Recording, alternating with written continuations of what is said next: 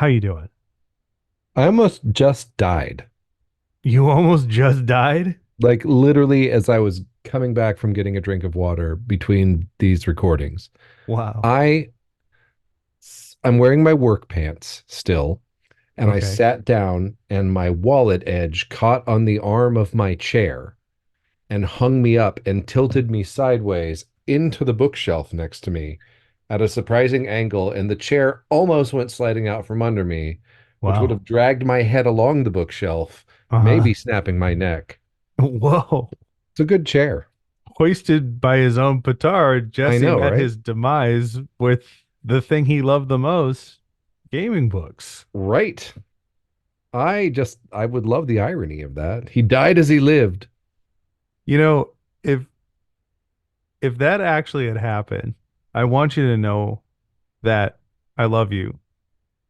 But I also want you to know I would totally do a podcast episode about it, about the Yeah. irony of you dying by gaming book, death by gaming books. Yeah, no, I that like that would have to be a documentary made after the podcast episode.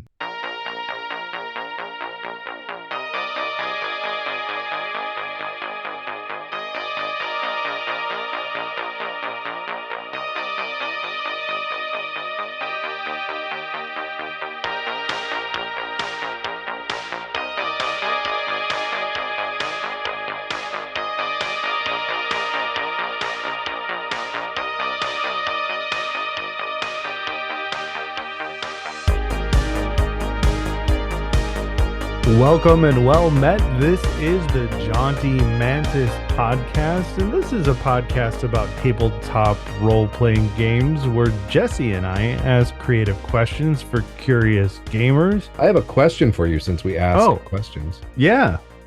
Go ahead. What you have a question for me? I do. What'd you think of Troika? Oh, Which is what God. we're reviewing for season 3 today. That's right. Season three is book reviews, and we have a flow to our book reviews. We're going to do a brief overview of Troika, why it matters, what you do in Troika, why it's cool, and if there is an aha moment that either of us had with Troika, then we will round it out with that. So, Jesse, before I tell you what I thought about Troika, can you give us a brief overview? Yeah, Troika, the Numinous edition. Okay. I'm holding it up for people who are listening on Spotify. Uh, by the Melsonian Arts Council at www.melsonian.com, is a science fantasy RPG uh, about really weird type people flying golden ships through voids in space and doing strange things in hotels, apparently. Mm-hmm. Okay. It Which, go has a ahead. character creation that is a D66 table of a number of very odd character classes or concepts. Mm-hmm. Um, my personal favorite being the zoanthrope, Yeah. Yeah. who My is a character class who decided that thinking is kind of for the birds, and so they had their frontal cortex removed, so they're just animalistic instinct incarnate. And this is a character you play in this game. yeah, my favorite is the Befouler of Ponds. That's a good This one. this is a character class, and the Befouler of Ponds is a wise man, a high priest, and also a pond pisser. Hey, you got Says him it a right there in the bonds. description. Hmm. Yeah. Yeah. Yeah. So what'd you think of it? Oh, I Does it think matter? I think you just gave a much better summary of what this game is than the book managed to pull off. Um, I think I'm actually going to agree with you on this one.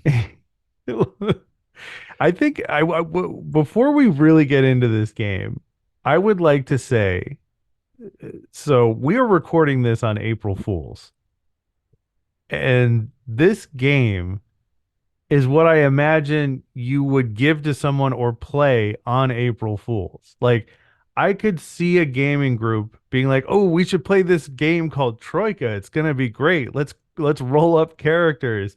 And then after like 4 or 5 hours, right when your players are about to quit because they're so fucking pissed off at you for making them play this game, you're like, April Fools. That's what Troika is to me. I had several moments while I was reading this book being like, why did Jesse recommend this? There must be some secret truth here that I'm missing.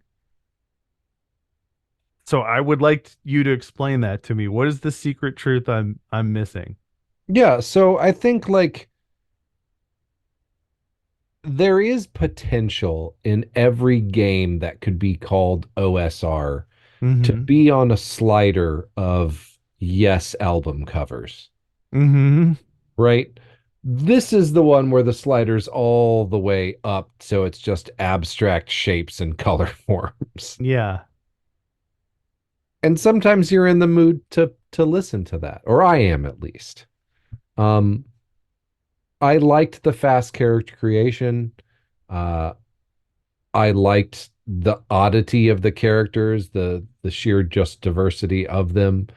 I think what you're getting at in the complaint is something, or like what may be the heart of why you would be like, this is a cruel April Fool's joke, Yeah. is it's it's a lot of interesting ideas with no connective tissue. Mm-hmm. Yeah. I would say that that's very accurate. I love Troika as an idea for a campaign setting. If you get some cats together that really want to do some fucking high concept prog rock style role tabletop gaming, Troika would be a really cool setting to try to explore what exactly, like, where can we take a role playing game? Like, do we need to do some drugs before we play? Probably. Let's see where that takes us. Right? I think in that context, Troika is an awesome idea. The part where it shits the bed is everything else. Like, I love the artwork and the thematic elements. I even like the the the style in which they're trying to communicate the game to you. But what I don't like is the fact that it just doesn't work. Like, a role playing game needs to be able to communicate what it is to the audience so that you're just like, I can't wait to play this. And maybe there are people out there, listener, if you have ever had that feeling around Troika, jauntymantis@gmail.com. We'd love to hear from you. I mean, I would. But I feel like in order to sell this really cool concept, basically, like, what would it be like if an acid trip was a role playing game? You really need to dial in on the rules, communicating those rules, examples of play, stuff like that. And when you said connective tissue, that's what popped into my head. Like, I don't even know how to describe Troika to the audience. I'm still struggling with that. An acid trip role playing game is the closest I can get. Yeah, you Like, probably, if you're going to play this with your group, you probably want to move to Oregon where magic mushrooms are legal and just mm-hmm, microdose some chocolate bars mm-hmm, before you roll up because the claviger, the keymasters that wander the universe, fathoming the workings of all entryways, though they're quite fascinated with simple chests and doors, they are most excited by metaphysical and metaphorical barriers. You might find a small conclave of clavigers camped around the feet of demon gates, debating appropriate methods of attack and building obscure machines of entry. This is a character class. mm-hmm. Yep. And there's a lot of them. And Yeah, they most of them make more or less sense than that. there are what, 36 Mm-hmm. because it's a D66 table. Mm-hmm. So demon gate is capitalized. What is a demon gate?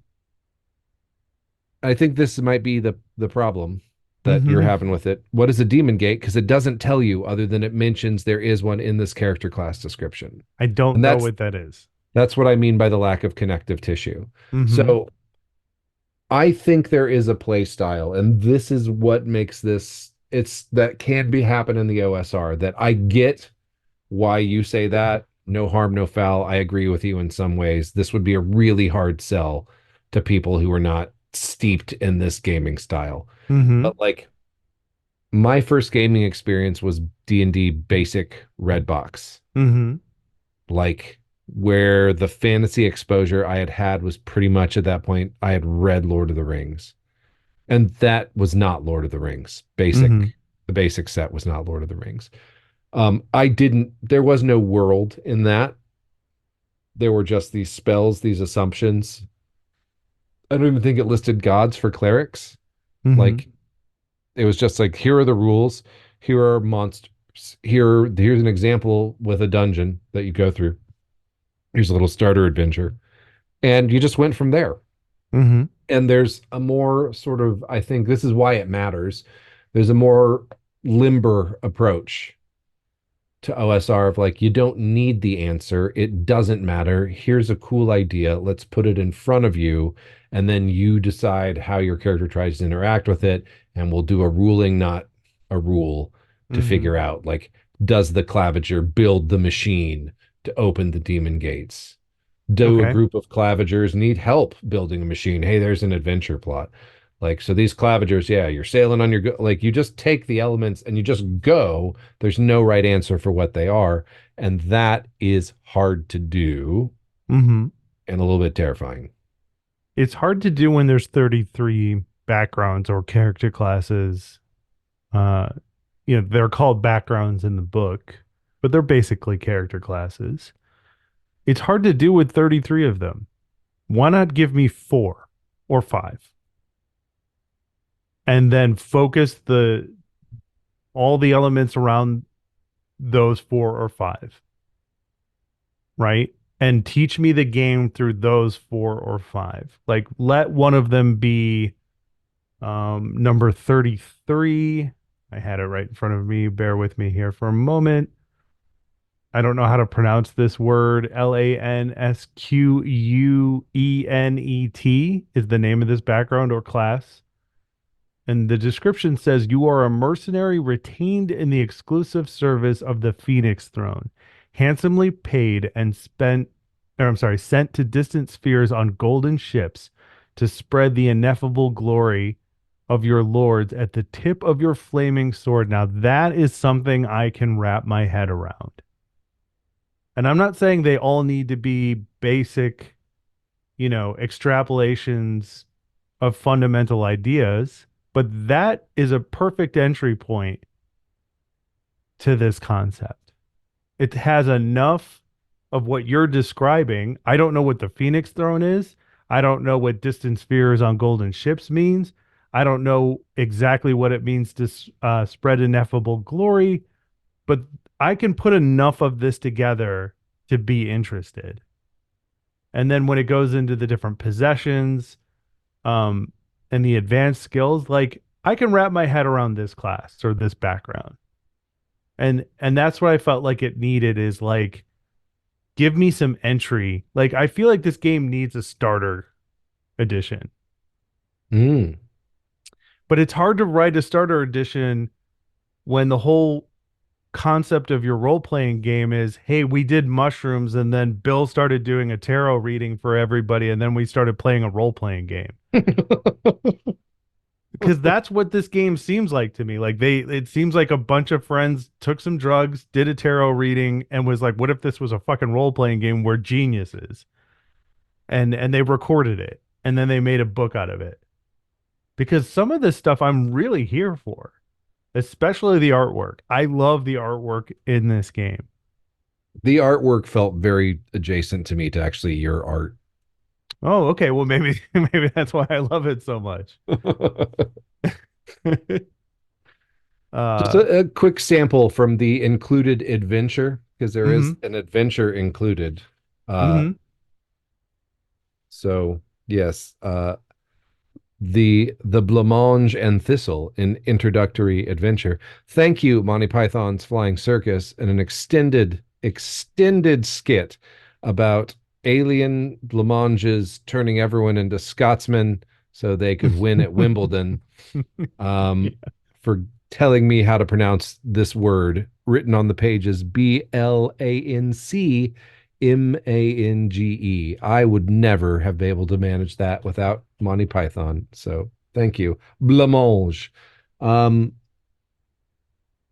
Fourth floor passenger in the Blancmange and Thistle. Too many tigers. As soon as the doors open, a scrawny woman in thick leather apron starts pushing tigers into the lift. There are more in the hallway, but she says not to worry. She'll wait for the next one. Yep. It does not take itself incredibly seriously. It gets weird, And real fast. and there's a part of that I really appreciate. If I was gonna have this is gonna sound really reductive, and if I've offended the people who love this game or created this game already, I apologize. But if I was playing another role-playing game and it's for some reason involved them going into like a dream state or a dream world or a nightmare world, I would be pulling stuff out of this book. In fact, I probably, I mean, I paid for the book. I support the people who made this book. I don't regret my decision. Uh, but that's basically probably how I'm going to be using this book in the future is if we're going to a dream world in a D&D game or another role-playing game system, I'm just going to start pulling shit directly out of this book and be like, you're what you just read, that's the room you're in. And then they're like, what do I do? How do what do you, like, I don't know what to do. Like, well, you're in a dream. You tell me, you know, like, so Yeah, it's tigers. A lot of tigers. Crowded elevator. Do you want to be on an elevator with tigers? So, I can appreciate certain parts of this game. I think there's this thing in life where you can express disappointment and displeasure in something because you recognize the potential. And I think that's really what my problem is with this game. Is I feel like this has so much fucking potential and I don't feel like it's achieving that potential. Because there's a part of me that wants to run this, but I'm not going to do it. Yeah. See, I think there's a perfectly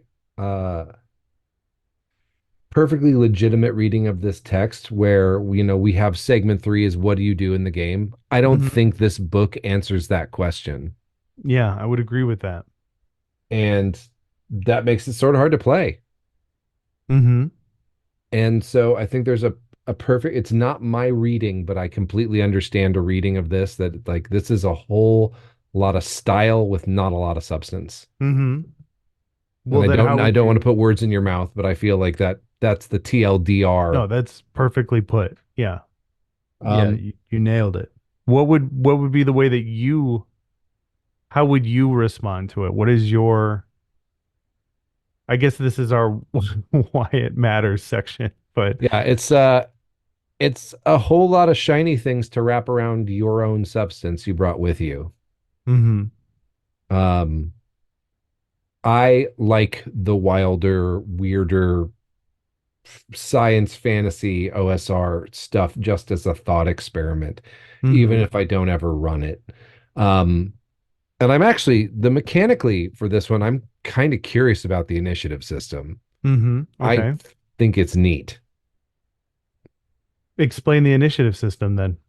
Um, so the initiative system is basically like everybody has a number of like chits of a color representing their character, and then there's like a round end chit, and you toss them all into a bag and shake them up, kind of like Hmm. if you ever played the card building game Thunderstone, it made me think Hmm. of that.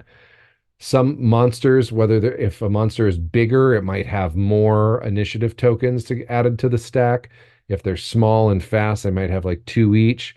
But basically, you never know whose turn it's going to be next because when you draw from the stack to see who plays next. So it's Hmm. an entirely randomized initiative order with a probability of going next, and then a random chance the turn ends at some point, which I feel like could create some interesting mechanical decisions needing to be made in the game and add a sense of urgency through the mechanics that I think is the kind of thing that I like. Mm-hmm. It's kind of like the Schrodinger's cat of initiative systems, right? Yeah. Like you don't, your turn could be next at any moment, but you don't know until it comes up. Like you have, you know what I mean? Like you don't know how this is going to play out unless you look at how things are being drawn out of the bag. Do you think that's accurate at all? Because it's like that's how I imagine initiative going is like there's this feeling of like you described it as tension, but like readiness around the game. But you may not go for like 6 turns straight, but you have no idea of knowing that. Whereas the standard initiative system is like, all right, everybody roll. I got a 12, I got a 13, I got a 4. The monsters go on 26. So it's like everybody knows, I've heard stories of people like checking their phones at the gaming table while the initiative is going, and it's like I don't know if that would happen with this initiative system because you could be next at any moment Yeah. and you won't know that unless you pay attention, you know. So I'm intrigued by it as well. Yeah, I think anytime the mechanics, no, that's not what I want to say. I was going to go off on some tangent about dread, about how the mechanics create the, thematic story elements of blah, blah, blah. But really, I just think about this. I read this thread because apparently I didn't see it, but someone was responding to the fact that the 5e is only a combat game. 5e is not a combat game. Discourse is making another one of its regularly migrations, like the monarch butterflies flying down Right. to Mexico and then coming north. It's making one of his normal buzz. And the person writing this thread was talking about this idea of like the mechanics are basically you can think of mechanics as questions that can be answered Mm-hmm. or questions you want to answer in the game. So the questions that D&D fundamentally wants to answer is do I hit this person or not? Mm-hmm. And then how hard do I hit them? Mm-hmm. Because Yeah. that's the attack roll against armor class and then the damage roll against hit points. Yeah. Like, do I hit this person? How hard do I hit them? And this initiative system is the question it wants to ask is who's going next? Mm-hmm. And I like that. I like Mm-hmm. that question. I am interested in the answer to that because it could be me or it could be the monster. There's really no way to tell. And it makes, oh God, what's going to happen? It's edge of your seat and it's done through the mechanics, which I think I like when they can do that. The other appeal of this game is that if you think of a standard if you're thinking of a standard initiative based combat scenario or encounter, you are missing the point of this game. You could go into initiative and this could be a fight or it could not. You could just be encountering a quasi dimensional puzzle based cat or dragon like creature that simply wants to know if you have a taco or not. You know what You I should mean? run this game. Damn. I'm telling you, there's a part of this that appeals to me. I just don't like the way this book reads and I don't like how it's being communicated. I told you I want to run this game. But like think of like all those like we put fantasy in a box. We put gaming in a box. And the reason why this 5e debate keeps coming up over and over again, I know you were about to reach for a literal box off of your shelf there, but like the reason why this 5e debate keeps coming up over and over again is because everything on a D&D character sheet is for you to hit something with something to find out how much damage you do. That's informs you about the experience of the game. There's very little on your character sheet about anything else. And what Troika is saying is like, what if anything else could be on your character sheet? What if anything else could be the game? Well, that's interesting too, because just going back to earlier this season, provided we release in the actual order we're recording them, when we were talking about index card role-playing game, we both quite liked the idea. The question index card answers with Mm-hmm. everything is, do I hit it and Mm-hmm. how hard? Like Yeah. everything in index card is answered by that mechanic system. Like that's what skills are. Like that's Right. how you do everything. It's do I hit it and how hard? Mm-hmm.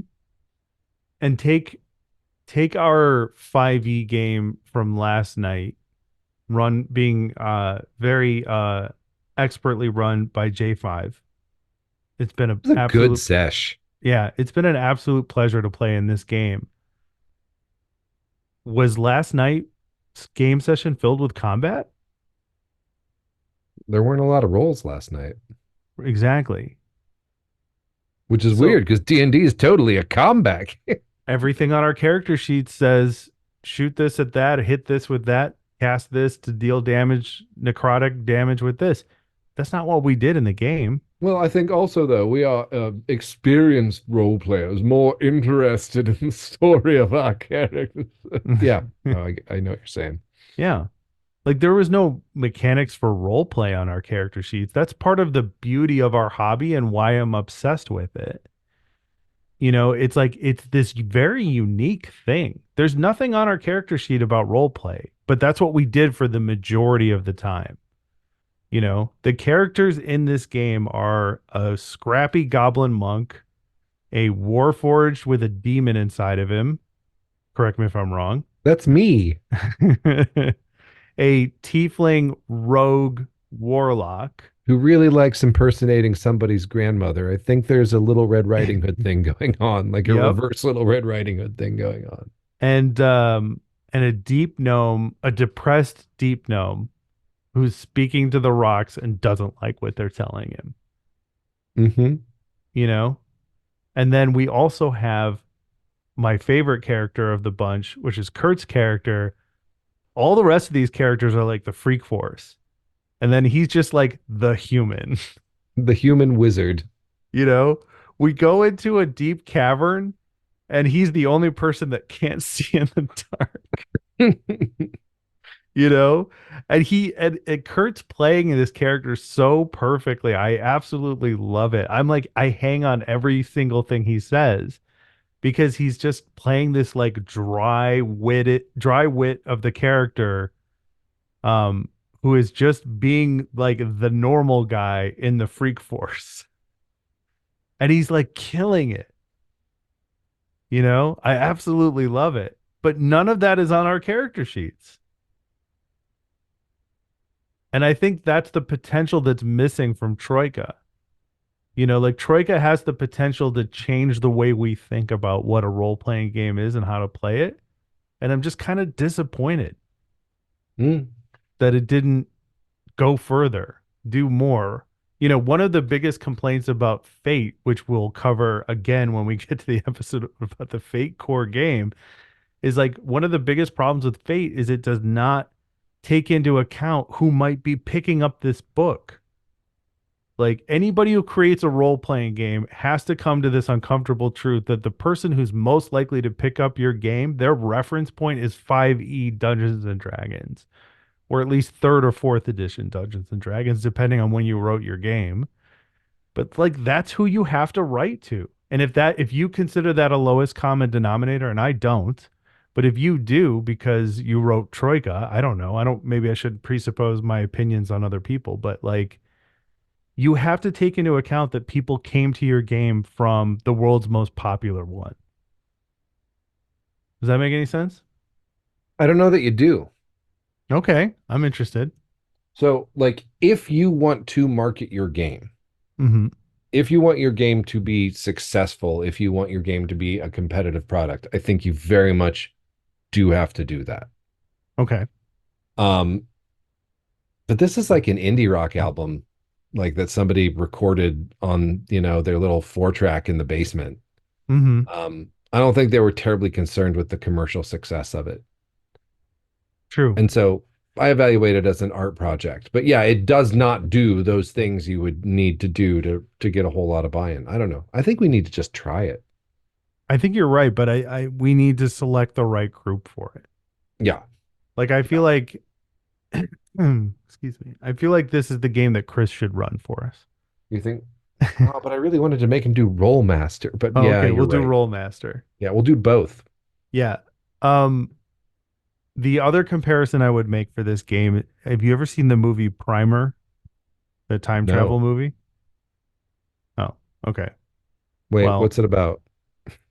Time travel? It's about time travel, but Which it's is one it of the the one where best like time travel movies ever made. the Silicon Valley startup guys that have it in a storage space It's like, yeah, and it's like a very, very low budget movie.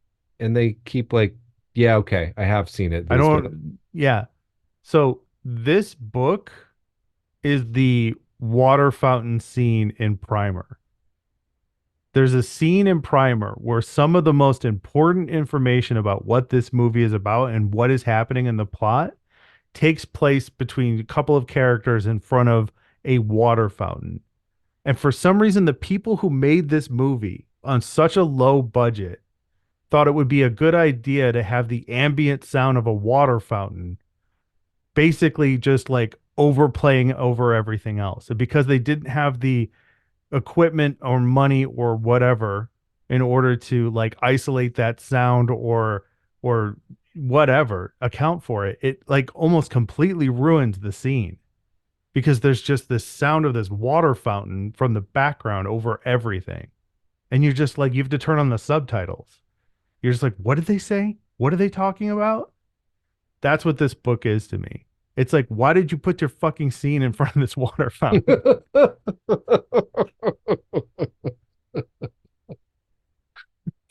fair. You know, I think let it be an art project. So be it.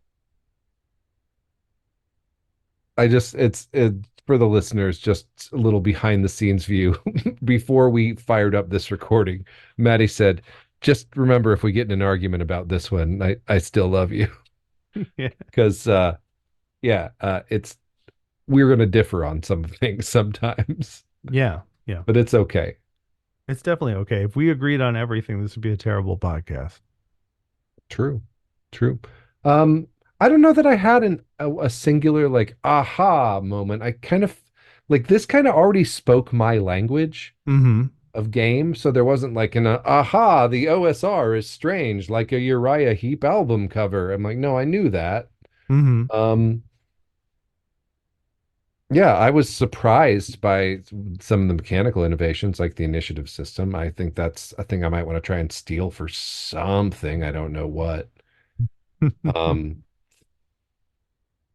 Yeah. maybe the Shadow Dark Work games I'm running, but Yeah. I could see that. I don't think I have an aha moment. I don't know what the opposite of an aha moment is, and then oh but no, oh no. I think that's what it was. After I read this book for like the second time, I think I was like, oh no. yeah, I think my aha moment was you being really pissed that it didn't live up to its potential because I thought you were gonna like swoon over this one. I mean, I kind of did if you think about it. Yeah, I mean, like maybe swoon's not the right word, but I've paid this book a lot of compliments in this episode. There are things that I've gotten really excited about. I love the fucking artwork in this book. I love that it challenges what we think about what a role-playing game is. You know, I like the idea of using pure imagination as the fuel for a role-playing game and seeing where that goes. the drawing on like page 109, which is almost the tail end of the book, Mm-hmm. like of the adventure, like the layout of the adventure. I Uh-huh. just Yeah. like if this Yep. ever makes it to YouTube, like that's what it looks It's like. beautiful. It's gorgeous. It's like the Bayou Tapestry Mm-hmm. reinterpreted by like Theodore Jericho, who's just come out of a bad trip. It's amazing. And then the Yeah. oops table in the back. Yep. Roll of 11 on the oops table. There is a flash followed by a shriek. The wizard is now a pig. Yep. So magic is weird and dangerous. I love that. Yeah, Mm-hmm. I don't know. We differ. I think it's cool. It's a cool little read. Yeah. It's an art project. Yeah. We differ on a lot of things, but we agree on the most important thing, which is we want to try this. We Yes. we both want to try this. And that was the most important lesson the entire time. And you know what, listeners? It's about the questions we had along the way. And if you have questions for us at the Jaunty Mantis, I think we have an email address. Jesse, do we have an email address? We do. If you're like, man, I want to run Troika for these guys, you're on notice, Chris. Uh, I'll give you a short list of other people I would also like to play this with, Mark. So, yeah, they can email us at jauntymantis@gmail.com. And just a final thought to take it out.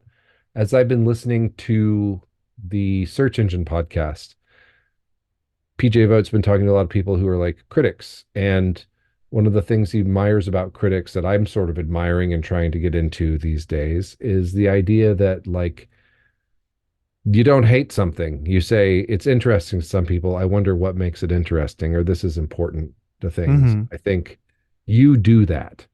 And I have not always. So when I hear you say things, I'm like, oh, he hates it. And you're just like, Mm-hmm. no, I'm just saying these are elements I like, these are ones I didn't. And it's really fun to think about RPGs this way. So Yeah. Yeah. thanks And for coming I'm along with us, audience. I'm very thankful to have my best bud to take this journey with and explore books like Troika because I gotta admit, before we started this episode, I was like, I don't know why he recommended this book for season three. And by the end of this episode, I'm like, I'm really glad that you did recommend this book for season three. Maybe that's my aha moment, Hmm. you know? Well, get out there and have your prefrontal cortex removed, turning you into a zoanthrope so you can experience the pure bliss of an animal state because it's a courtly fashion. This is all things I picked up reading that book. Get out there and play some fucking role-playing games. Definitely.